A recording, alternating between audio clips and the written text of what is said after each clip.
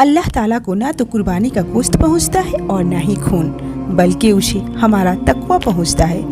اصل قربانی تو باپ بیٹی کی گفتگو تھی، دمبا کی قربانی تو اس کا فدیہ تھا۔ ہمیں دمبا یاد رہا، گفتگو یاد نہ رہی۔ تکبر سے بھری کوئی بھی چیز اللہ کو پسند نہیں، چاہے وہ حج ہو یا قربانی۔ ایک اور بات بتا دوں، اسلامی سال کا اختتام بھی قربانی سے اور آغاز بھی قربانی سے ہوتا ہے، تو دعا ہے کہ اس قربانی کے ساتھ ہم اپنی ناجائز خواہشات کو قربان کرنا سیکھ لیں۔ تو آئیے اس قربان کرے وہ لہجے جس میں تلخیاں جنم لیتی ہے۔ اگر قربانی دینی ہے تو جھوٹ کی قربانی دو تاکہ سچ کا بول بالا ہو۔ اگر قربانی دینی ہے تو اپنے اندر چھپے ہوئے سستی کاہلی کی قربانی دو۔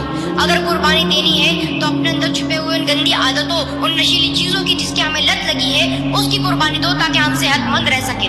اگر قربانی دینی ہے تو اپنے جھگڑے، غصے، فساد کی قربانی دو تاکہ پوری دنیا میں امن، شانتی قائم ہو سکے۔